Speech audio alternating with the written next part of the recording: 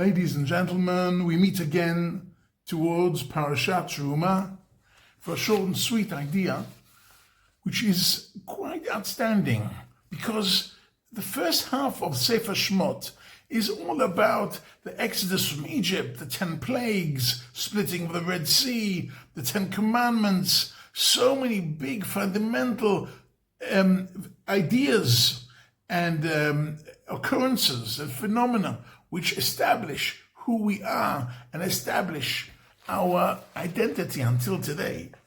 On the other hand, the second half is all about the tabernacle. Now, the tabernacle, we don't have today a tabernacle, we don't have a Bet Mikdash, and going into so many parashot, Terumah, Tetzaveh, Kitisa, Vayakel, Pekudei, in such great detail. Why is that? Why? And what is the relevance for today? What are they trying to tell us? So if we look in Nachmanides and the Ramban, and he says something very interesting. He says that what the tabernacle was a continuation of the revelation at Har Sinai, Ma'amad Har Sinai. In what way was it a continuation? It had similar attributes. In fact, the psukim are similar. He mentions that Vayishkon Kvod Hashem al Har Sinai, that HaKadosh Baruch Hu dwelled on the mountain, and the same way we see Kvod Hashem Maleh et HaMishkan, that HaKadosh Baruch Hu dwelled onto the Mishkan. Other proofs he has, Min HaShamayim Hishmi'acha et Kolo, from heaven HaKadosh Baruch Hu, he made us hear his voice. And also we hear in the Mishkan, Vayishma et hakol midaber elav me'al hakaporet, mibein shnei hakruvim, Vayidaber elav, HaKadosh Baruch Hu sounded his voice in the Mishkan. So these two main attributes make it very, very similar, which means, according to the Ramban, Nachmanides, when we have a Mishkan, we actually have a continuous Ma'amad Har Sinai, continuous revelation at Sinai, keeps us focused.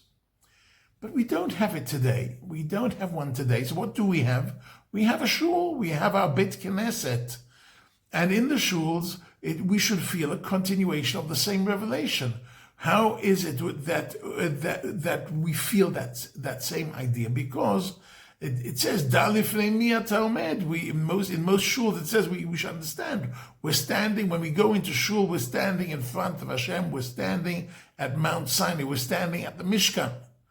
And therefore, that is the place where we give our sacrifices, that is the place where we give our prayers.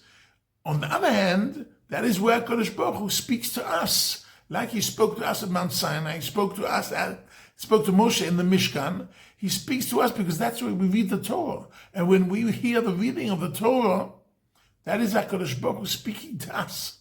The Gaon Vilna, the Vilna Gaon has a beautiful sentence which says, in translation, when I daven, I'm speaking to HaKadosh Baruch Hu. And when I hear the Torah, when I learn Torah, he is speaking to me. Which really means, ladies and gentlemen, we have an ongoing conversation with HaKadosh Baruch Hu. HaKadosh Baruch Hu does not have an ongoing conversation with the animals or with the goyim. But with us, he has a conversation that started at Mount Sinai and is continuing until today. Nefesh HaChaim, Rav Chaim Volozhin, who lived in Belarus 220 years ago, one of the great rabbis, one of the great disciples of the Vilna Gaon, takes this one step further, and he quotes the idea brought in Chazal in a few places, Bilvavi Mishkan Evneh.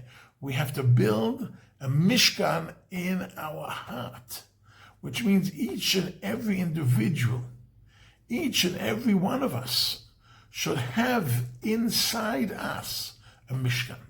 What does that mean? Inside every one of us, we should have a place for the feelings of trying to speak to HaKadosh Baruch Hu, to daven when we daven, to speak to HaKadosh Baruch Hu, when we go to shul, to speak to HaKadosh Baruch Hu. And on the other hand, when we listen to the Torah reading, when we learn Torah, we should be listening to Dvar Hashem, to Hashem speaking to us. Every Jewish person should join this incredible conversation that started at Har Sinai, continued in the Mishkan, continues in the shuls and in the Batei Knesset, and should continue in every individual's heart.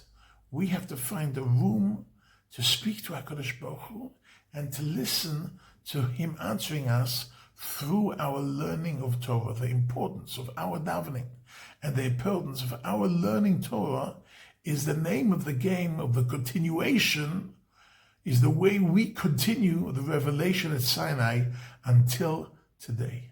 Shabbat Shalom.